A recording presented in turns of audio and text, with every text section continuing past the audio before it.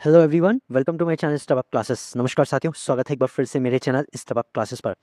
Friends, अल्टीग्रेड JIC का batch शुरू हो चुका है हमारे चैनल पर और इसमें हमने एक चैप्टर जो कि एटॉमिक स्ट्रक्चर वाला है वो कंप्लीट भी करा दिया है। 3 वीडियोस के अंदर 3 बढ़िया बढ़िया टॉपिक में उसको कवर कराया है।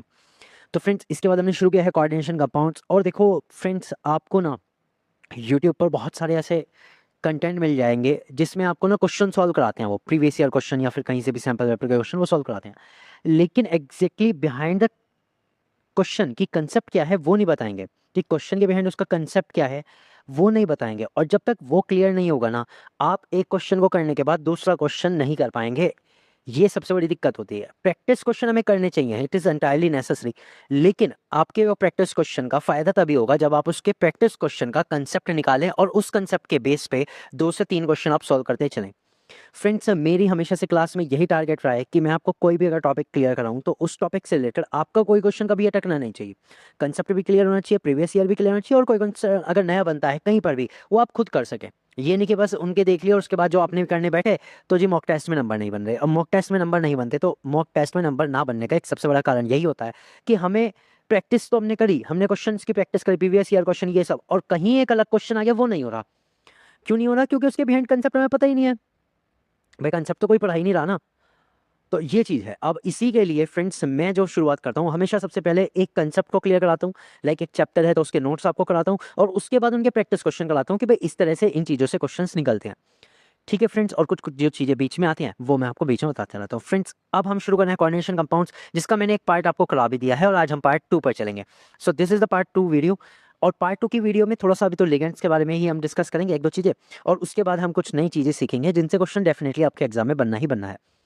ठीक है फ्रेंड्स, अब देखो ये जब चीज़ मैं कहता हूँ ना कि डेफिनेटली क्वेश्चन बनना है तो इसको लाइटली मत लीजिएगा। मैं हमेशा वो चीज़ें आपको ज़्यादा इंपॉर्टेंट बताता हूँ जिनसे क्वेश्चन प्रीवियस ईयरली बने हो, चाहे एलटी ग्रेड, चाहे टीजीटी, चाहे पीजीटी में आया हो, चाहे कहीं से भी अगर क्वेश्चन आया है, हिट हुआ है और कहीं पर भी वो क्वेश्चन हमें देखने को मिला है तो वो मैंने आपको बताया। तो फ्रेंड्स, बात करते हैं, देखो टाइप ऑफ लिगेंड्स में ही हमने जो पिछले में पढ़ा था, मैं आपको एक बार दिखा देता हूँ ओवरव्यू।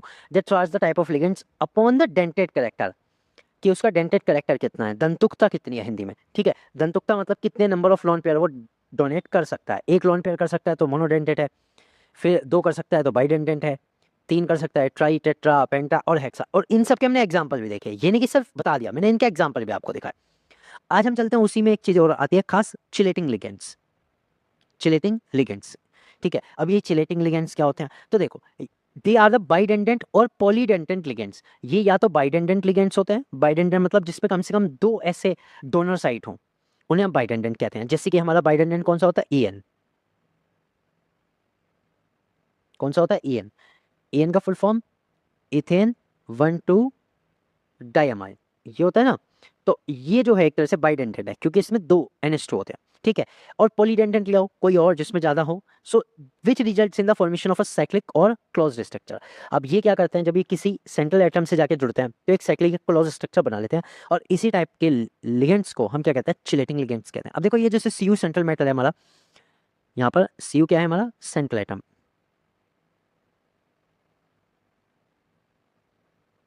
ओके, ये सेंट्रल एटम है। अब सेंट्रल एटम के अराउंड हमें ये पता है कौन जुड़ा हुआ है, इसमें जुड़े हुए हैं EN, that is ethane 1,2 diamine, ठीक है। CH2NH2 CH2NH2 ये जुड़े हुए हैं। अब आप ये देखो, जब ये NH2 से लोन पेयर जाके Cu से कनेक्ट हो गए, जुड़ गया, तो ये एक साइक्लिक स्ट्रक्चर बन रहा है। ये कैसे स्ट्रक्चर है? साइक्लिक स्ट्रक्चर, ठीक है। अब जब ये एक साइक्लिक या रिंग स्ट्रक्चर बना रहा है, ठीक है, तो हम इसको क्या कहेंगे? इस लिगेंड्स को क्या कहेंगे? Chelating ligands. क्या कहेंगे? चिलेटिंग। तो यहाँ पर जो ये हमारा लिगेंड्स है पूरा का पूरा, यहाँ से लेके यहाँ तक, this is the EN and it is called the chelating ligands. Okay, अब इसी तरह से एक और जुड़ा हुआ है, 2 जुड़े हुए हैं, तो ये भी देखो साइक्लिक स्ट्रक्चर बना है। तो एक जुड़ा हुआ, 2 जुड़ा हुआ हो, या कोई पॉलीडेंडेंट जुड़ा हुआ हो जिसके पास 3-4 हो, तो अगर वो साइक्लिक स्ट्रक्चर बना रहा है तो उससे हम क्या कहेंगे? Chelating ligands. चलिए बात करते हैं अब एम्बीडेंडेंट लिगेंड्स की। अब ये कौन सा होता है? एम्बीडेंडेंट। देखो, जब भी वर्ड एम्बी आ जाए तो समझ जाना दोहरा व्यवहार, double. So they have the 2 donor site but donate 1 site at a time. ये कह रहे हैं इनके पास 2 डोनर साइट होती है, 2 जगह से जाके ये डोनर पे, मतलब सॉरी, सेंट्रल एटम पे जुड़ सकते हैं, लेकिन एक बार में एक ही चीज को डोनेट कर सकते हैं। तो जैसे CN, ये वाला साइनाइड, ठीक है, तो इसमें ये CN नेगेटिव से जुड़ सकता है या नाइट्रोजन साइड से भी जुड़ सकता है। तो ये क्या हो जाएगा? अगर CN साइड से जुड़ा तो सियानो, और अगर ये साइनिडो, और अगर ये N साइड से जुड़ता है तो ये हो जाएगा आइसोसाइनिडो। इसी तरह से HCN नेगेटिव और NCS नेगेटिव, और फिर NO2 और NONO, ठीक है। तो यहाँ N साइड से जुड़ता है और यहाँ ऑक्सीजन साइड से जुड़ता है। तो इस तरह के जो लिगेंड्स हैं इन्हें हम क्या कहते हैं, एम्बिडेंटेड लिगेंड्स। तो ये ध्यान देना, एक बार में एक ही साइड से जुड़ेंगे, एक बार में एक ही साइड से, ठीक है। लेकिन हाँ ऐसा हो सकता है, देखो एक ही सेंट्रल मेटल के साथ मान लो एक तो जुड़ रहा है NO2 और दूसरा जो है वो ONO के साइड से जुड़ जाए, कोई दिक्कत नहीं है, वो चल जाएगा, ठीक है भाई। ये तो दूसरा है ना, ये तो दूसरा है। ऐसा नहीं हो सकता कि एक बार में NO साइड से भी जुड़ रहा है और इसी में जो ऑक्सीजन है वो भी जुड़ रही है, नहीं, ये नहीं बनाएगा ये, ठीक है। दो अलग अलग हैं, दोनों अलग अलग डोनर साइड से जुड़ सकते हैं, लेकिन एक ही दो साइड से नहीं जुड़ सकता। तो इन्हें हम क्या कहते हैं, इन्हें हम कहते हैं एम्बिडेंटेंट, जो ड्यूअल बिहेवियर दिखाते हैं। अब बात करते हैं फ्लेक्सीडेंटेंट। फ्लेक्सीडेंटेंट मतलब कि जिसकी जैसी रिक्वायरमेंट वैसी हमारी डेंटिसिटी, जिसको जितने लॉन पेयर चाहिए उतने हम दे देंगे, ठीक है। तो ये फ्लेक्सीडेंटेंट हो गए। So they can change its denticity, ये अपनी डेंटिसिटी दंतुकता को बदल सकते हैं। जैसे हम बात करते हैं सल्फेट में, अब हमें पता है सल्फेट में क्या ऑक्सीजन एटम है, वो भी 4 है, ठीक है। तो जैसी इसकी रिक्वायरमेंट, जैसे भी सेंट्रल आइटम की रिक्वायरमेंट, ये एक ऑक्सीजन के साथ, दो ऑक्सीजन के साथ, 3 या 4 ऑक्सीजन, जिसको जितने लॉन पेयर चाहिए उनको प्रोवाइड कर देता है, कोई दिक्कत उसमें नहीं है। ओके, क्लियर हुआ, समझ में आया कंसेप्ट ये। तो अभी अभी हमने क्या क्या पढ़ लिया, हमें एक तो ये पता लग गया कि डेंटेड कैरेक्टर क्या होता है, जैसे कि हमारे सिलेबस में स्पेसिफिकली लिखा हुआ था कि डेंटेड कैरेक्टर दंतुकता क्या होती है। दंतुकता is the number of lone pair donate by ligands, ठीक है, यही तो है। अब इसी में हमने सब चीज पढ़ ली। हमने एक तो नंबरिंग के हिसाब से पढ़ ली, क्लासिफिकेशन जो हमने किया किसके बेस पे किया, क्लासिफिकेशन में कौन कौन सा किया, एक तो हमने किया नंबर ऑफ लोन पेयर के बेस पे, that is monodentate, bidentate, ट्राइडेंटेड, tetra, hexa, poly, ये सब, ठीक है। उसके बाद हमने किस पे किया, उसके बाद हमने किया एक किया चिलेटिंग, ये किसके बेस पे किया, जब कोई लिगेंड्स रिंग स्ट्रक्चर या साइक्लिक या क्लोज स्ट्रक्चर बनाता है। दूसरा हमने किसके बेस पे किया, एम्बिडेंटेंट। एम्बिडेंटेंट को किस बेस पे किया, टू डोनर साइट, कि एक के पास डोनर साइट तो दो हैं, but donate only one side, ठीक है। और फिर हमने किसके बेस पे किया, दैट इज फ्लेक्सीडेंटेड। तो फ्रेंड जैसा कि सिलेबस में लिखा हुआ है उसके हिसाब से मैंने सारा बता दिया आपको। अब मेरी बात सुनो, मैं जो अभी चीज कह रहा था ना कि आपको क्वेश्चन से ज्यादा आपको टॉपिक्स भी क्लियर होने चाहिए, बिल्कुल सही बात है। अब मान लो उसने एक चीज दे दी किसी क्वेश्चन पेपर में कि भाई चिलेटिंग लिगेंड्स कौन सा है, और आपने वो हिट कर लिया, आपको पता आ गया किसने आंसर, आपने हिट कर दिया, चलो हो गया वो। लेकिन मान लो उस बार उसने चिलेटिंग पूछा ही नहीं, अगली बार क्वेश्चन आ गया एम्बिडेंटेंट का और वो आपको पता नहीं लग रहा, तो बस वहीं उलझे बैठे। आप ये सोचोगे तो नया हो गया, कहीं से कुछ नया दे दिया इन्होंने, नहीं, पूरा का पूरा कंसेप्ट क्लियर होना चाहिए, जो चीज़ें उसके बारे में है वो आपको क्लियर होनी चाहिए, तभी आप इन चीज़ों को अच्छे तरीके से कर सकते हैं, ठीक है फ्रेंड्स। तो ये सारा का सारा लिगेंड्स के बारे में था, सिलेबस के अकॉर्डिंग मैंने इसे बिल्कुल क्लियर कराया। अब चलते हैं कुछ इंपॉर्टेंट नंबर्स की ओर जो हमारे कोऑर्डिनेशन कंपाउंड्स में जनरली पूछी जाती है, बहुत ज़्यादा पूछी जाती है, एक बार नहीं, मतलब बहुत सारे क्वेश्चन इनके बेस पे आते हैं। तो ये 4 इसमें मेन चीज़ें होती हैं। एक तो होती है कोऑर्डिनेशन नंबर, सबसे इंपॉर्टेंट, दूसरी आती है ऑक्सीडेशन नंबर, तीसरी आती है charge on the complex, and चौथी आती है EAN, that is effective atomic number. चारों चीज़ें इंपॉर्टेंट हैं, एक एक करके हम समझेंगे, इनको हम निकालना कैसे है, क्या चीज़ है ये, वो सब समझेंगे। सबसे पहली चीज़ क्या आते हैं, कोऑर्डिनेशन नंबर। तो कोऑर्डिनेशन नंबर एक्चुअली है क्या, it is the number of ligands directly attach to the central atom और ion. Actually, it is not only the number of ligands, it is the number of ligands with its dentate character। कोई भी ligand जो जुड़ा है और कितने वो donor site दे रहा है, ठीक है, this is called the coordination number. So coordination number क्या हुआ, सम ऑफ द लिगेंड्स, जितने भी लिगेंड्स हैं, multiply dentate character of the ligands, ये भी तो पता होगा। अब मान लो लिगेंड्स तो 3 जुड़े हैं लेकिन लॉन पेयर 6 दे सकते हैं, कोई कोई बाइडेंटेट भी तो हो सकता है, वो एक भी 2 दे सकता है, और जुड़े हुए वो 3 है, तो हो तो 6 गए ना। So this means, okay, that's you can say the coordination number is the number of lone pair donated by the ligands, total number of lone pair donated by the ligands is called the coordination number, ठीक है। तो अब जैसे इसमें देखो CuNH3 whole 4 2 positive, अब यहाँ मैं अगर देखूँ तो लिगेंड्स कौन है भाई, कौन है इसमें लिगेंड्स, बताओ जल्दी से, इसमें लिगेंड्स कौन है, ये NH3। अब NH3 यहाँ पर है कितने, 4, तो यहाँ पर इसका कोऑर्डिनेशन नंबर क्या होगा, Cu का कोऑर्डिनेशन नंबर हो गया 4। किसका हुआ, किसके कारण हुआ, NH3 के, क्योंकि NH3 कितने हैं, 4, तो कोऑर्डिनेशन नंबर सिंपल 4 हो गया। अब आप कहोगे सर इसमें डेंटेड करेक्टर क्यों नहीं मल्टीप्लाई करा, भाई डेंटेड करेक्टर मैंने इसलिए मल्टीप्लाई करा, मुझे जरूरत ही नहीं पड़ी, भाई 4 है। अगर मैं डेंटेड करेक्टर की भी बात करूँ तो इसका डेंटेड करेक्टर कितना होता है, एक ही तो होता है। अमोनिया जो होता है, अमोनिया जो होता है केवल एक ही डोनर साइट है, इस पर एक ही लोन पेयर को डोनेट कर सकता है, मोनोडेंटेड है ये। अब जब मोनोडेंटेड हुआ तो 4 × 1 दैट विल बी 1, ओके, लेकिन अब बात देखो EN3 की। EN क्या है यहाँ पर? लिगेंड्स है। और ये जो लिगेंड्स है ये कैसा है? ये है बाइडेंटेंट। कैसा लिगेंड्स है? बाइडेंटेंट। तो इसका डेंटेट करेक्टर कितना होता है? बाइडेंटेट का कितना होता है? 2 होता है। जुड़े हुए कितने हैं? 3। तो कोऑर्डिनेशन नंबर कितना हो जाएगा? 6 हो जाएगा। That will B 3 number of ligands multiply by 2। CN will be 3 multiply by 2। Clear हुई बात? हाँ या ना?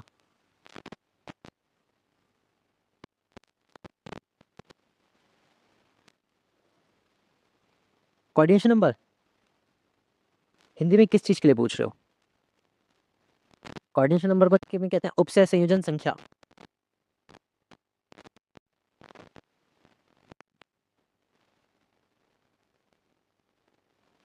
उपसय संयोजन संख्या, ठीक है। नंबर ऑफ लिगेंड्स, लिगेंड्स ही कहते हैं। Dentate character दंतुक्ता।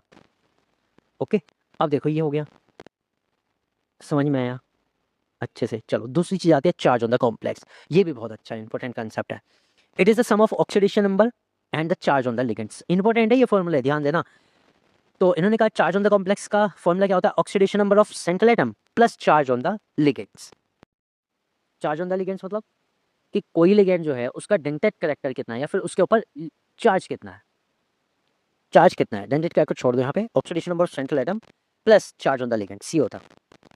अब इसके लिए एग्जांपल लेते हैं। Charge on the complex ion का मान लो K4FeCN6 है। इसके दो तरीके हैं निकालने के।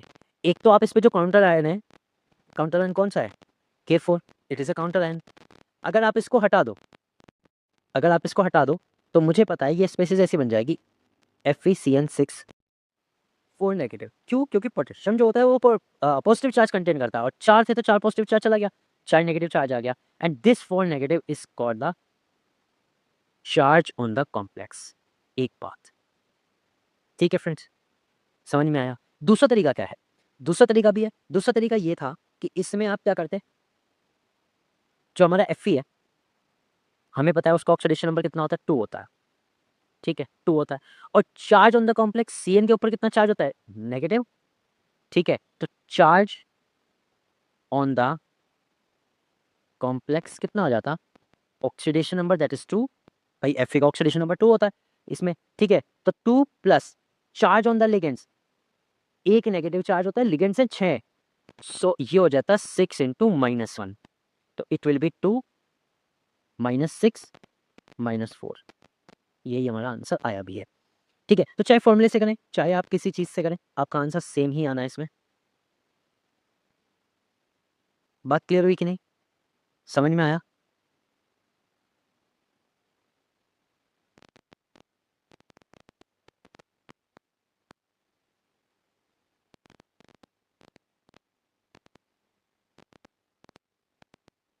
चलो इससे अगला करते हैं, that is the oxidation number. ये भी अच्छा खासा है। कई बार ऐसा होता है सेंट्रल मेटल की ऑक्सीडेशन स्टेट पूछ लेते हैं, और जनरली पूछ ही लेते हैं। जनरली सबसे ज़्यादा पूछी जाती है ऑक्सीडेशन, ठीक है। तो ऑक्सीडेशन कैसे निकालनी है? अब हमें इस केस में चार्ज पता होना चाहिए, और उसमें से हम क्या माइनस कर देंगे? Total charge on the ligands, ठीक है। अभी हमने क्या निकाला था? Charge on the complex, oxidation plus total charge. अब टोटल चार्ज को उठा के अगर इधर ले आओ तो ऑक्सीडेशन निकल जाएगा, बस। तो ये चीज़ है। तो ऑक्सीडेशन नंबर, मान लो आप एक कंपाउंड का एग्जांपल लेते हैं, कोई अच्छा सा कंपाउंड लेते हैं। एक मिनट रुक जाओ, सोच लेने दो, बना दूं।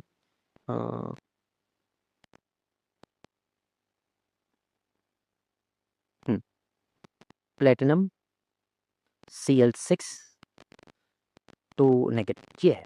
इसमें निकाल के देखते हैं। अब बताओ मुझे चार्ज ऑन द कॉम्प्लेक्स कितना है? Oxidation number will be charge on the complex -2। जो है नेगेटिव पॉजिटिव जैसा भी है वैसे लगाना है, तो -2 हो गया।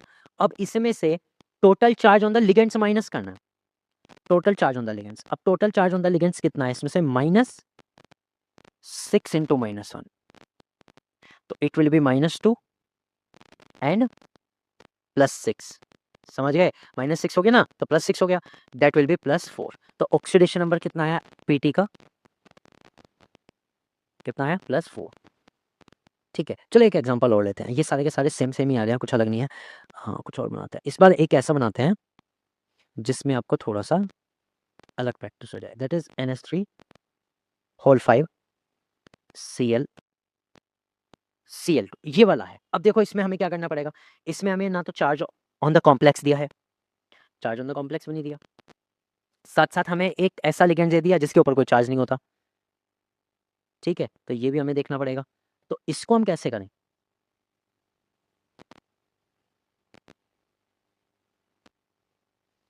तो इसको करने के लिए देखो सबसे पहले हमें चार्ज ऑन द कॉम्प्लेक्स देखना पड़ेगा, तो Cl को हटाओ। Cl को जैसे हम अगर हटाते हैं, फिर मैं कहूँ ये 2 है, Cl2 है ना, और Cl कैसा है यहाँ पे एनायन है। अगर एनायन चला जाए तो, और मैं इस कोऑर्डिनेशन के ऊपर अगर एनायन को हटा के लिखूँ, तो मुझे पता है इसके ऊपर कितना चार्ज आएगा, 2 पॉजिटिव का चार्ज आएगा। एक चीज़ क्लियर हो गई, ठीक है। अब बात करते हैं कि total charge on the ligands कितना है। अब देखो इसमें 2 लिगेंड्स है, एक तो Cl है और एक NH3 है। 2 लिगेंड्स है इसमें, एक Cl और एक NH3। NH3 5 जुड़े हुए हैं, Cl 1 ही जुड़ा हुआ है, कोई बात नहीं। लेकिन क्या NH3 के ऊपर कोई चार्ज होता है? नहीं होता, ठीक है। तो यहाँ से अगर हम oxidation number of CO cobalt की अगर ऑक्सीडेशन नंबर निकालोगे, तो charge on the complex that is the +2, ठीक है, +2 है, minus total charge on the ligands. तो total charge on the ligands देखो 5 × 0, क्योंकि NH3 के ऊपर कोई चार्ज नहीं होता। भले ही NH3 5 है, कोई बात नहीं, 5 × 0 रहेगा। और सिर्फ क्या प्लस हो जाएगा इसमें बताओ? Cl वाला कितना है? -1। तो ये हो जाएगा, ठीक है। तो माइनस माइनस प्लस, तो टोटल चार्ज कितना हो गया? +2 +1 दैट विल बी +3। तो कोबाल्ट की ऑक्सीडेशन स्टेट क्या आ गई? +1 आ गई, ठीक है फ्रेंड्स। क्लियर समझ में आया? ये यहाँ पे प्लस हो रहा है क्योंकि पूरा का पूरा ये है चार्ज, ठीक है, समझ गए? 5 × 0 प्लस Cl का charge that is -1। Okay, clear हुआ ये कंसेप्ट? ठीक है। तो friends oxidation of central metal निकालने के लिए भी आती है, चार्ज ऑन द कॉम्प्लेक्स निकालने के लिए भी आता है। तो ये चीज़ हो गई। अब सबसे इंपॉर्टेंट चीज़ एक और, इफेक्टिव एटॉमिक नंबर, जो आपके एग्जाम पॉइंट ऑफ व्यू से इंपॉर्टेंट है। इफेक्टिव एटॉमिक नंबर ये एक खास कंसेप्ट है। देखो जनरली हमारा जो कंपाउंड होता है, कोऑर्डिनेशन कंपाउंड, वो बनते तो बहुत तरीके से हैं, बहुत ही ज़्यादा बन सकते हैं। कोई ऐसे लिगेंड्स को जोड़ लेता है जो बाइडेंडेंट होते हैं, ट्राइडेंटेंट होते हैं, ऐसे भी लिगेंड्स को जोड़ लेता है। कोई अलग-अलग लिगेंड्स को जोड़ता है जिसमें सारे लिगेंड्स अलग-अलग होते हैं, कोई सेम टाइप के जोड़ता है। और कोऑर्डिनेशन नंबर भी अलग-अलग होते हैं। वो 2 से भी जोड़ सकता है, 3 से 4 से 5 से 6 से, जैसी उसकी मर्ज़ी। कोऑर्डिनेशन नंबर भी उसके अकॉर्डिंग होते हैं, 4, 5, 6 इस तरह से, ठीक है। तो बात आती है उनमें से स्टेबल कौन-सा है? उनमें से ज़्यादा स्टेबल कौन-सा है? क्योंकि देखो केमिस्ट्री के अंदर जब भी हम कंपाउंड्स की बात करते हैं, तो एक चीज़ ज़रूर आती है, stability. Stability is the most important factor, ठीक है। तो उसी के लिए एक कांसेप्ट आता है इफेक्टिव एटॉमिक नंबर का। सो ये कह रहे हैं हम एक नंबर निकालेंगे जिसे हम कहेंगे effective atomic number, and if effective atomic number is equal to the atomic number of the next nearest noble gas, then the complex is stable. Simple. अगर आपने इफेक्टिव एटॉमिक नंबर किसी का निकाला और वो उसके सबसे करीबी नोबल गैस के बराबर है, नोबल गैस के बिल्कुल बराबर है, तो समझ लो वो कॉम्प्लेक्स स्टेबल है। बस इतना सा कंसेप्ट है।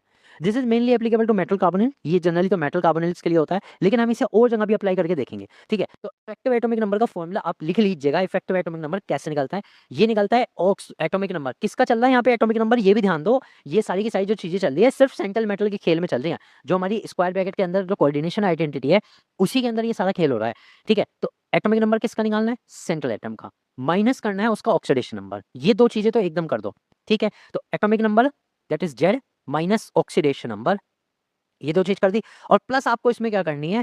Twice of coordination number. जितना उसका कोऑर्डिनेशन नंबर है उसका ट्वाइस उसमें जोड़ना है, ठीक है। अब सी नंबर मतलब ये जो है कोऑर्डिनेशन नंबर, वो मैंने आपको बता दिया ना, जैसे पहले करा था सबसे स्टार्टिंग में कोऑर्डिनेशन नंबर वाला, वही चीज रखनी है यहाँ पे। क्या क्या? Number of ligands multiply by dentate character, उस तरह से यहाँ पे सीन करना है, ठीक है। और इससे आप किसी का भी इफेक्टिव एटॉमिक नंबर निकाल के बता सकते हो कि वो स्टेबल है या नहीं। तो चलो फिर एग्जांपल से देखते हैं कि 2-3 कंपाउंड करके देखते हैं कि वो स्टेबल होंगे या नहीं होंगे, ठीक है। शुरू करते हैं। सबसे पहले देखो मैं एग्जांपल देता हूँ आपको एक बढ़िया सा। ये हम लेंगे Cu NH3 होल 4 SO4 इसका, ठीक है फ्रेंड्स। ये वाला मैं एग्जांपल ले रहे हैं फर्स्ट। तो अब देखो इसमें सेंट्रल एटम कौन सा है आपको पता होना चाहिए, Cu है। और Cu का जो Z है वो कितना है?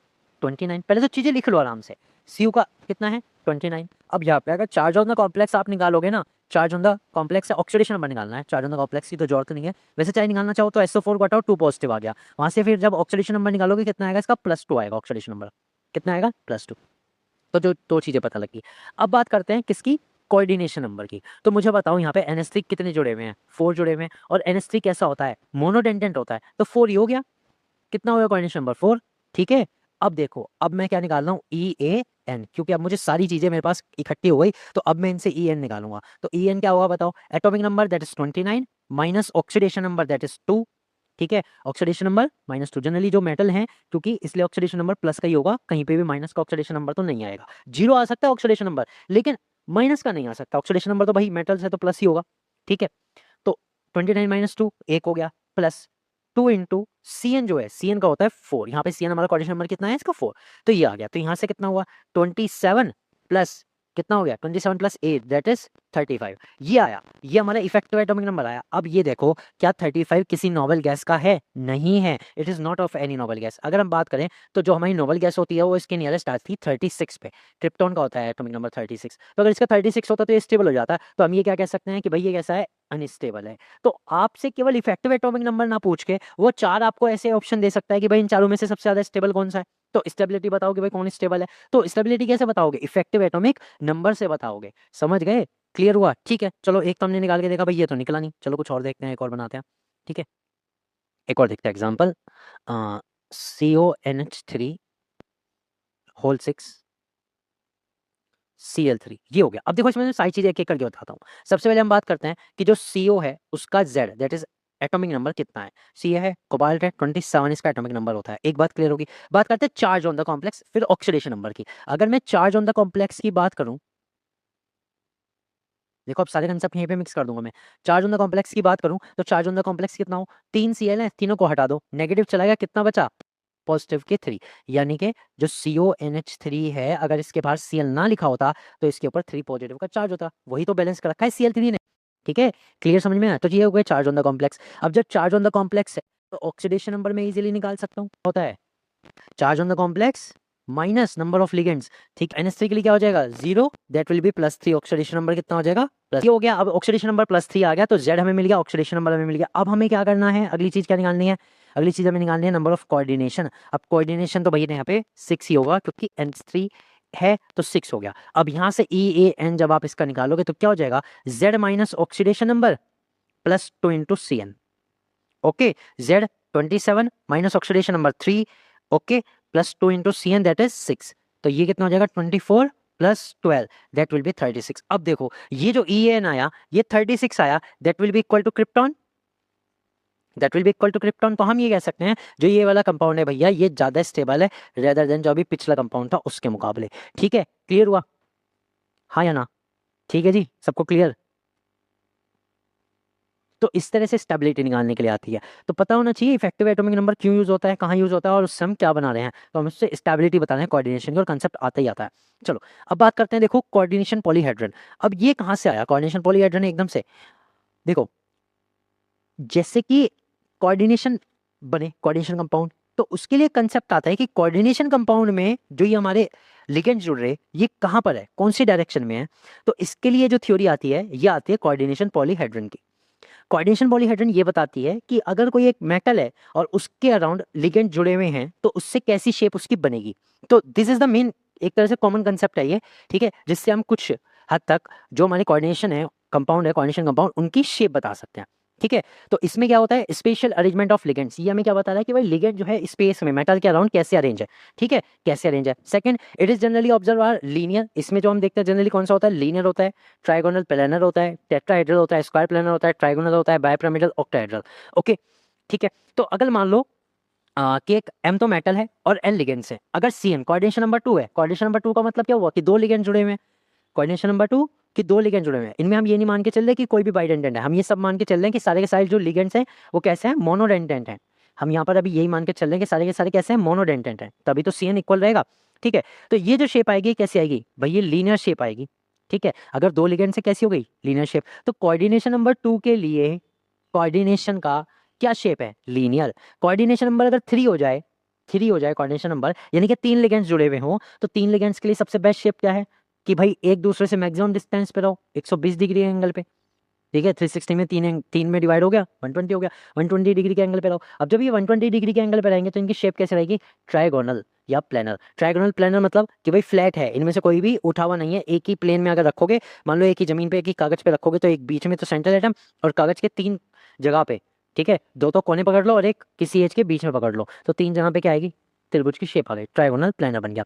अब अगर आपका कोऑर्डिनेशन नंबर 4 है तो कौन सी शेप बनेगी, स्क्वायर प्लानर। अब देखो कोऑर्डिनेशन नंबर 4 के लिए ना दो तरह की बन सकती है, स्क्वायर प्लानर भी बन सकती है और एक टेट्राहेड्रल भी बन सकती है। अब टेट्राहेड्रल कब बनती है वो भी सुनो ध्यान से। देखो मान लो कि सारे के सारे लिगेंड सेम है, तब तो हमारी स्क्वायर प्लानर बन जाएगी, क्योंकि इनके बीच का जो रिपल्शन होगा वो भी सेम होगा, है ना, किसी का कम ज्यादा नहीं होगा। लेकिन मान लो अगर कोई ऐसा है जिसमें लिगेंड्स अलग अलग हैं, जिसमें लिगेंड्स अलग अलग हैं, तो ये क्या करेगा, ये एक टेट्राहेड्रल शेप बनाएगा और इनके बीच का एंगल कितना होता है 109.5 डिग्री, ये आपको पता भी होना चाहिए। ठीक है, तो ये शेप कैसे बनाएगा फिर, टेट्राहेड्रल। ठीक है, तो ML4 के लिए दो हो सकती हैं, एक तो स्क्वायर प्लानर और एक कौन सी हो सकती है, टेट्राहेड्रल हो सकती है। ठीक है फ्रेंड्स, कोऑर्डिनेशन नंबर 2 में मतलब 4 में दो शेप हो सकते हैं, स्क्वायर प्लानर और टेट्राहेड्रल। उसके बाद बात करते हैं ML5 की। देखो यहाँ बना हुआ नहीं है लेकिन मैं बना देता हूँ। ML5 का मतलब क्या हुआ, कोऑर्डिनेशन नंबर कितना है, कोऑर्डिनेशन नंबर है 5। कोऑर्डिनेशन नंबर 5 है तो मेटल्स के अराउंड 5 लगाने हैं, तो 5 के लिए सबसे बेस्ट शेप क्या आती है कि भाई जो 3 लिगेंड्स हैं वो तो एक दूसरे से लगे ट्राइगोनल प्लानर में। कैसे, ट्राइगोनल प्लानर में, फिर दो लगे, एक ऊपर की साइड और एक बिल्कुल नीचे की साइड, यानी कि एक तरह से ये बना ट्राइगोनल बाइपिरामिडल। भाई एक पिरामिड ऊपर की साइड, एक पिरामिड नीचे की साइड, तो इस शेप को हम क्या कहते हैं, इस शेप को हम कहते हैं ट्राइगोनल, यानी कि ट्रायंगुलर। और बाइपिरामिडल, बाइपिरामिडल मतलब दो पिरामिड, एक ऊपर और एक नीचे। फ्रेंड ये जो मैं शेप यहाँ पर बता रहा हूँ ना, ये आप जब चैप्टर करते हैं केमिकल बॉन्डिंग वाला, उसमें भी ये चीज़ें सेम आती हैं, उसमें भी सेम तरीके से होता है कि अगर 5 हमारे पास कोई लग रहे हैं बॉन्ड, मतलब कोई एटम्स जुड़ रहे हैं 5 सेंट्रल मेटल से, तो क्या होता है उसमें भी सेम तरीके से शेप बनती है, यहाँ भी सेम तरीके से बनती है। तो ये मैंने बताया ट्रायंगुलर बाइपिरामिडल बनता है। अब देखो अगर 6 हैं तो 6 के लिए एक ही शेप आती है, that is octahedral. Coordination number अगर 6 है तो कौन सी शेप आएगी, ऑक्टाहेड्रल। तो friend this was the basic concept, ये बेसिक कंसेप्ट था इनके कि भाई ये शेप कैसे बनाते हैं मेटल के साथ जुड़ने के बाद। इनमें से क्वेश्चन जरूर बनता है, इनमें से क्वेश्चन जरूर बनता है।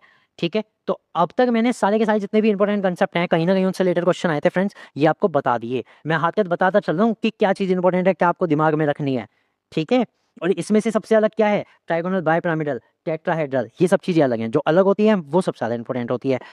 ठीक है, ओके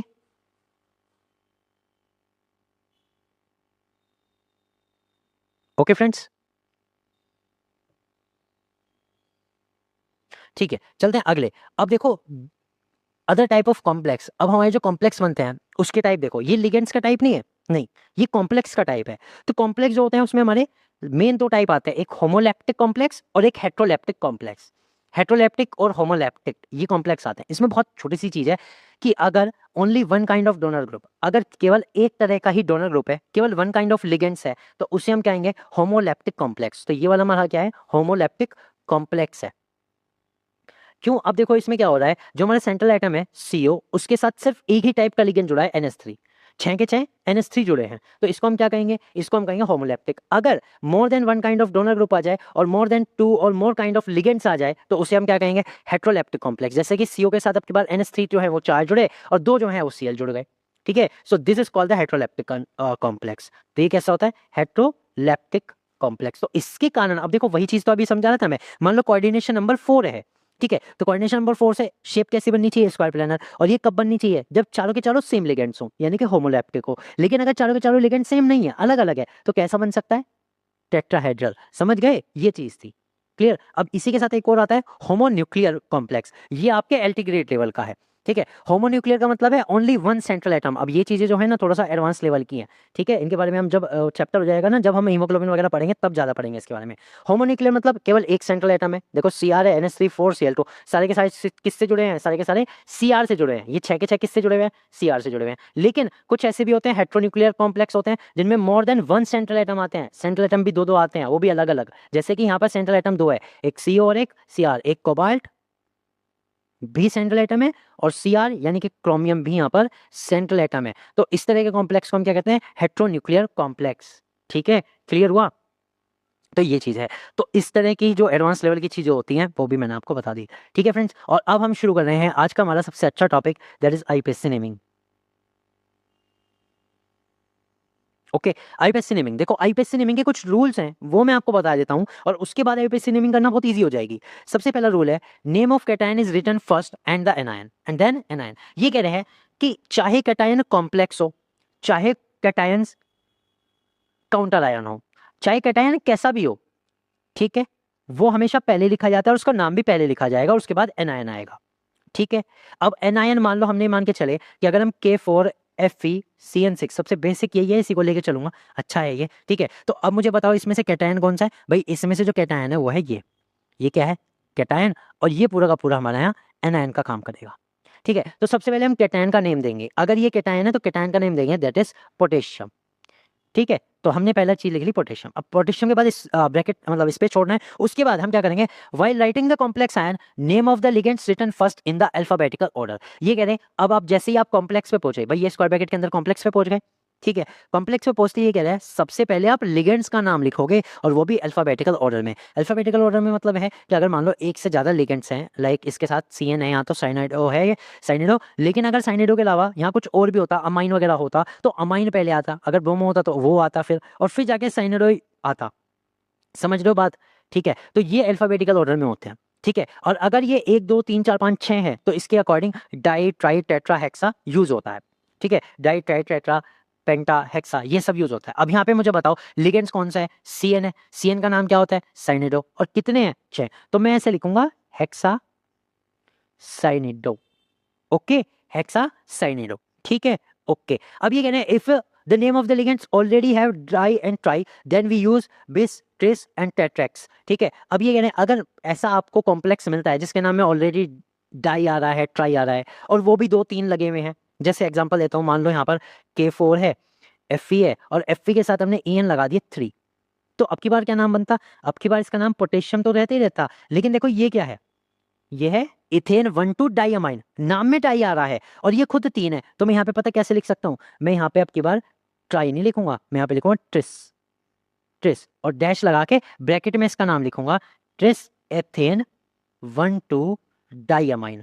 तो अगर किसी के नाम में डाई ट्राई आ रहा है, चाहे कहीं भी आ रहा है, शुरुआत में या बाद में, उसके नाम क्या आ गया, आप फिर डाई ट्राई नहीं लगाओगे, बिस ट्रिस टेट्रेक्स ये वर्ड यूज करोगे, पेंटेक्स फिर हेक्सेक्स, इस तरह से वर्ड यूज करोगे, ठीक है, क्लियर हुआ, ठीक है। अब हम थोड़ा सा और आगे चलते हैं। Oxidation number of central metal is written after the naming of central atom in the Roman number. अब ये कह रहे हैं जो आप सेंट्रल एटम का नाम लिखोगे तो ऑक्सीडेशन नंबर उसके साथ रोमन नंबर में उसके साथ लिखोगे, रोमन नंबर में ब्रैकेट के अंदर उसके साथ लिखोगे।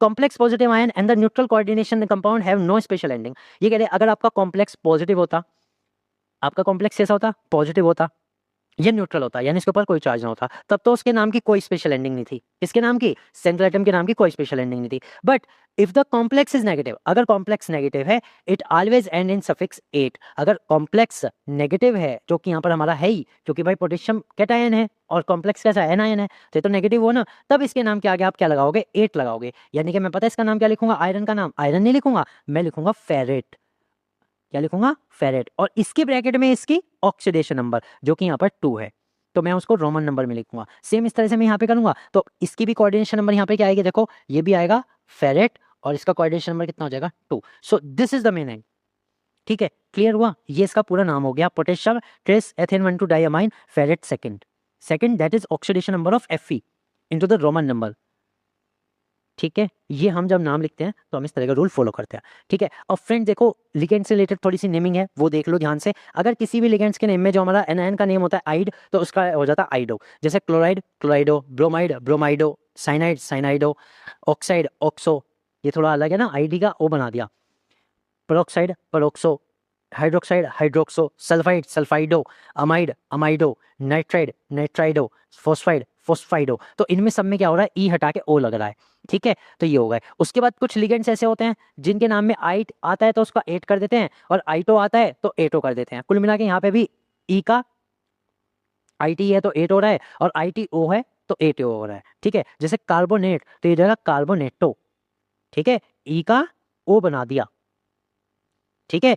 Oxalate oxalato, sulphate sulphato, nitrate nitrato, sulphite sulphito, acetate acetato, ठीक है, नाइट्राइट नाइट्रेटो। तो ये देखो अब नाइट्रेट के होते हैं 2, एक ऑक्सीजन वाला और एक नाइट्रो वाला, एन वाला, ठीक है, एक ऑक्सीजन की साइड से और एक नाइट्रो साइड से। तो इन्होंने कहा अगर नाइट्राइट जैसे कि बाइडेंडेंट है तो आप इसमें एक एम्बीडेंडेंट है, तो आप इसमें क्या कर सकते हो, इसमें इसका नाम बनेगा नाइट्रिटो ओ, अगर ऑक्सीजन से जुड़ रहा है, और अगर एन से जुड़ रहा है तो इसका नाम आएगा नाइट्रिटो एन, ठीक है। तो ये लिगेंड्स में चीजें ध्यान रखने की है। चलो इसका एग्जाम्पल बना लेते हैं, हम बना लेते हैं COONO, एक और बनाओ साथ साथ, CONO2 2 लगा लो, Cl2, ठीक है, और एक और कुछ NH3 भी लगा लो, 2 लगा लो, चलो इतना बढ़िया है।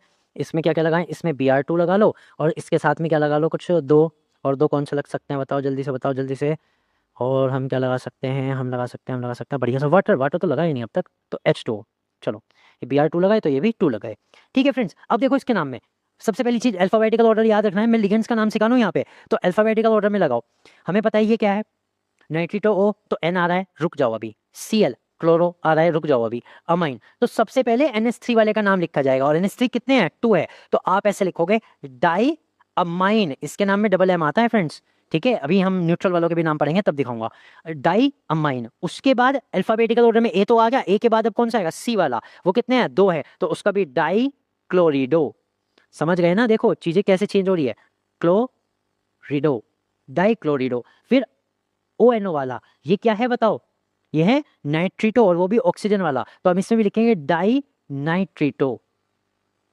तो जितनी वो चीजें हैं ओ, ठीक है, ये इस पूरे के लिगेंड्स के ही नेम बने हैं अब तक, ये इस पूरे के लिगेंड्स के नेम बने हैं। और लिगेंड्स के बाद हमें क्या लिखना है, जो हमारा सेंट्रल एटम है। अब ये कोबाल्ट है, और मान के चलो अगर ये पॉजिटिव आयन होता है, इसके ऊपर कोई पॉजिटिव चार्ज लगा दो, 3 पॉजिटिव लगा दो, ठीक है, अगर इसके ऊपर पॉजिटिव चार्ज होता तो कोबाल्ट का नाम सिर्फ कोबाल्ट होता, क्योंकि इस बार ऊपर पॉजिटिव चार्ज है, तो पॉजिटिव चार्ज के लिए 8 नहीं लगता, तो कोबाल्ट 3 हो गया। अब इस वाले का नाम बनाओ, इस वाले का नाम बनाओ, इस वाले का देखो, देखो जो वाटर होता है उसके लिए लगता है एक्वा, तो ए से शुरू हो गया ना, तो ए से तो ये शुरू हो गया एक्वा, फिर बी वाला ब्रोमाइडो हो गया, और फिर नाइट्रो वाला एन सबसे बाद में आएगा, तो इसका नाम बनेगा डाई एक्को, डाई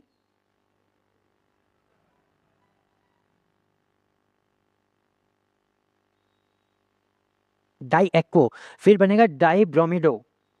ये जितने भी होते हैं ना, 2 हैं तो डाई, 3 है तो ट्राई, नाम में नहीं आना चाहिए, अगर नाम में आ रहा तो स्ट्रेस लगता, ठीक है। तो डाई एक्को, डाई ब्रोमिडो, फिर डाई नाइट्रिटो, और नाइट्रिटो इसके बाद कैसा आएगा, एन, ये आएगा। और बाकी कोबाल्ट जो है हमारा, अगर यहाँ पॉजिटिव है तो कोबाल्ट की कोई स्पेशल एंडिंग नहीं, और उसकी ऑक्सीडेशन नंबर 3, तो कोबाल्ट 3 बन गया। ठीक है फ्रेंड्स, क्लियर हुआ, ये इसके नाम बन गए। एग्जाम्पल समझ में आए या नहीं, अच्छे लगे एग्जाम्पल, ठीक है, तो चीजें आपको क्लियर होनी चाहिए। चलते हैं आगे। अब देखो, अगर न्यूट्रल लिगेंड्स हमारे पास आ रहे हैं, neutral ligands are called with same name as their neutral molecules और with their special name. Example देखो, ये कह रहे हैं अगर न्यूट्रल मॉलिक्यूल्स हैं तो जनरली उनका जो नाम होता है वही यूज करते हैं, कुछ के केस में स्पेशल नाम है, कुछ के केस में, जैसे हमारे पास है C6H5N, अगर हम इसकी बात करें पायरिडीन है तो इसका पायरिडीन ही लगते हैं, अगर 2 आ जाए तो भाई डाईपायरिडीन, 3 आ जाए तो ट्राईपायरिडीन, ठीक है। PH3 की बात करते हैं, न्यूट्रल मॉलिक्यूल है, इसके ऊपर कोई चार्ज नहीं है, ठीक है, तो इसका फोस्फाइन यूज करते हैं, फोस्फाइन यूज करते हैं, ठीक है। C6H5 होल थ्राइस फी, ये पूरा का पूरा कंपाउंड है एक C6H5 होल थ्राइस फी। अब ये एक्चुअली है क्या, फॉस्फोरस के साथ ना 3 बेंजीन लगे हुए हैं, 3 बेंजीन रिंग लगे हुए हैं, फिनाइल लगे हुए हैं, ये है ये compound C6H5 whole thrice P, इसका नाम है ट्राईफिनाइल फोस्फाइन। अब देखो खुद, ये क्या है, ये है ट्राईफिनाइल फोस्फाइन, है कि नहीं, इसके नाम में ट्राई आ रहा है, और मान लो यही किसी चीज में 3 आ जाए, खुद से 3 आ जाए, तो इसके नाम के आगे दोबारा ट्राई नहीं लगेगा, इसके नाम के आगे लगेगा ट्राइस, TRIS, वो लगेगा, ठीक है। क्लियर हुआ, चलो मैं इसका बताता हूँ ना आपको, C6H5P, और मान लो ये तो 3 है ही, और इसके आगे भी 3 लगा हुआ है, तो इसका मतलब पता क्या है, ये पूरा का पूरा मॉलिक्यूल 3 बार है, ठीक है, ये जो मॉलिक्यूल है इतना बड़ा, ये भी 3 बार है, ठीक है। तो अब इसका नाम क्या बनेगा, इसका नाम बनेगा ट्रिस, और फिर ब्रैकेट में इस पूरा ट्राईफिनाइल फॉस्फिन, समझ गए, ठीक है। तो लिगेंड्स का नाम इस तरह से लिखा जाएगा। ये चीज़ें मैं आपको क्लियर कर रहा हूँ, बहुत सारी मतलब ये कॉमन चीज़ें हैं जो जरूरी है जाननी, okay.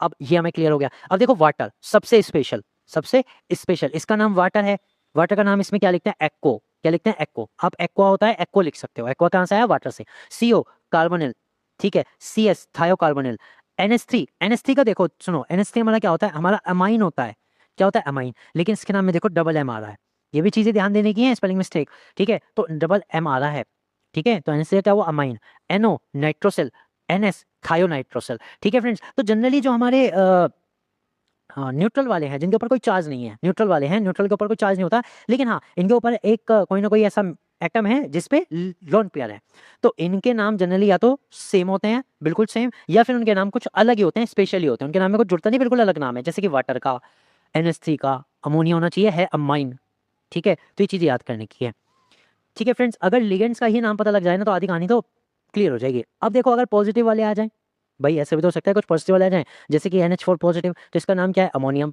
NO positive nitrosylium, NH2 NH3 positive hydrazinium, NO3 positive NO2 positive nitronium, ठीक है, तो ये क्या हुआ है। पॉजिटिव वालों के। तो मैंने लिगेंड्स में आपको सबके नाम बता दिए, सबके नाम से शुरू करते हैं। सबसे पहले तो सिंपल नेगेटिव वाले, ठीक है, जैसे chloride, bromide, cyanide, oxide, peroxide, hydroxide, sulphide, amide, nitride और फॉस्फाइड। उसके बाद मैंने ये वाले जो पॉलीएटॉमिक है, like carbonate, oxalate, sulphate, nitrate, ठीक है। फिर हमने बताया न्यूट्रल वाले, और फिर मैंने बताया पॉजिटिव वाले। सबके सब लिगेंड्स के नाम मैंने आपको क्लियर करा दिए। अब इसके बाद इन कॉम्प्लेक्स की आईयूपीएसी नेमिंग आपको करनी है, ठीक है। इसमें कॉम्प्लेक्स 3 टाइप के मैंने बनाए। एक तो मैंने कैटायन वालों का अलग किया, जब आपका जो कॉम्प्लेक्स है वो कैटायन है, कॉम्प्लेक्स क्या है, कैटायन, और उसके बाद जो लिखा हुआ है वो एनायन है, ठीक है। एक तो इसका नाम बना, चलो एक का नाम बना के बताता हूँ। मान लो जैसे ये है PTNH3 होल 6Cl। अब हमें पता है यहाँ पर PTNH3 होल 6 और बाहर क्या है Cl4, ठीक है। तो जो चीज पहले है, ये कॉम्प्लेक्स है ना पूरा का पूरा पहले, तो इस बार ये कैटायन है और ये जो Cl है वो एनायन है। इसको बाद में ही लिखेंगे, Cl को अब पहले नहीं लिख सकते, बाद में लिखोगे। तो कैटायन में सबसे पहले लिगेंड्स का बनाऊं, क्योंकि कैटायन कॉम्प्लेक्स है। तो लिगेंड्स कितने हैं, हेक्साअमाइन, हेक्साअमाइन। और अब कैटायन में क्या लगेगा, सेंट्रल एटम, क्योंकि और दूसरा कोई लिगेंड्स नहीं है। सेंट्रल एटम क्या है, प्लेटिनम। क्या मैं प्लेटिनम को प्लेटिनेट लिखूं, प्लेटिनम को प्लेटिनेट लिखूं, नहीं। क्यों नहीं लिखूंगा, क्योंकि पॉजिटिव वाला है, तो प्लेटिनम का प्लेटिनम ही रहेगा, प्लेटिनम का प्लेटिनम ही रहेगा। ऑक्सीडेशन स्टेट यहाँ पे कितने आएगी, इसकी आएगी 4। तो यहाँ पे आप रोमन नंबर में 4 लिखोगे, इस तरह के ये वाले ब्रैकेट में, ठीक है, गोल वाले ब्रैकेट में लिखोगे 4 रोमन नंबर में, ठीक है। तो ये उसकी ऑक्सीडेशन स्टेट होगी। तो कुल मिला के कॉम्प्लेक्स का तो मैंने बता दिया कैटायन का, ठीक है। अब ये एनायन जो है, ये क्या करूं, तो इसको आप एनायन के तौर पे लिखो। ये क्लोराइड है ना, बस क्लोराइड लिखो। अब ये कहोगे सर 4 लिखो, नहीं जी 4 नहीं लिखना है। क्यों नहीं लिखना है, वो चार्ज बैलेंस करने के लिए है, ठीक है। तो आप इसके आगे कुछ डाइट्राई मत लगाना कि टेट्राक्लोराइड, नहीं, इसमें नहीं आएगा। सिंपल क्लोराइड, आयंस बैलेंस करना है बस, ठीक है। क्लियर हुआ। तो इस तरह से एनायन वाले हैं, जिसमें हमारा जो कॉम्प्लेक्स है वो कैटायन है, साथ में एनायन है। अब ये है जिसमें हमारा जो कॉम्प्लेक्स है वो एनायन है इस बार, और इनके आगे पॉजिटिव वाला लगा हुआ है, जैसे कि पोटेशियम लगा हुआ है इन सब में, और इसमें सोडियम लगा हुआ है, ठीक है। इसमें नेगेटिव चार्ज दिखा रखा है, यानी ये भी एनायन है, ठीक। इनकी नेमिंग बनाओ, कोशिश करो। और फिर आता है कॉम्प्लेक्स कैटायन और कॉम्प्लेक्स एनायन। इसमें कैटायन भी कॉम्प्लेक्स और एनायन भी कॉम्प्लेक्स है। इनको भी एक बार ट्राई करना। ट्राई करने के लिए तरीका बताता हूँ। इनमें जनरली आपको दिक्कत किसकी आएगी, चार्ज की। तो चार्ज एक काम करना, जैसे आप देखो COCN नेगेटिव है, हमें पता है CN वाले पे नेगेटिव चार्ज होता है, NH3 पे तो होता नहीं। इस वाले नेगेटिव चार्ज से हमें ये पता लग गया इसका कोऑर्डिनेशन नंबर -6 आएगा। तो यहाँ से पहले COCN का चार्ज निकाल लो, फिर उसके साथ में इसे बैलेंस कर लो, ठीक है। तो ये आपको करना है। अगर नहीं हुए कोई बात नहीं, मैं करा दूंगा। बाकी आप एक बार कोशिश जरूर करना दो चीज़ों की, एक तो कॉम्प्लेक्स कैटायन वालों की और एक कॉम्प्लेक्स एनायन वालों के आईपीएससी नेमिंग की, ठीक है। PDF में सेंड कर रहा हूँ, देख लेना, आराम से लेके बैठ जाना, लिगेंड्स को देखते रहना और बनाते रहना, ठीक है फ्रेंड्स। ट्राई जरूर करने हैं, 100% इनमें से आना है, ठीक है। ओके, तो आज की इस वीडियो में आईपीएससी नेमिंग में आपको सिखा चुका हूँ फ्रेंड्स। इसके अलावा अगर कुछ डाउट रहेगा आप मुझे बता देना, मैं आपको करा दूंगा, ठीक है। और इसके बाद अब हमारी मेन थ्योरी शुरू होगी, जैसे कि एक वाइनर्स थ्योरी आती है, फिर हमारी वैलेंस बॉन्ड थ्योरी आती है, तो वो हमारी इंपॉर्टेंट है, उससे हम पढ़ेंगे। उसके बाद हम कुछ खास कोऑर्डिनेशन कंपाउंड्स को देखेंगे, जैसे कि हीमोग्लोबिन, विटामिन B12, इस तरह की चीज़ें। और फिर फ्रेंड्स मैं मिलूंगा लेक्चर नंबर 3 में। सो गुड बाय एवरीवन, इस वीडियो में इतना ही। See you next time, have a nice day.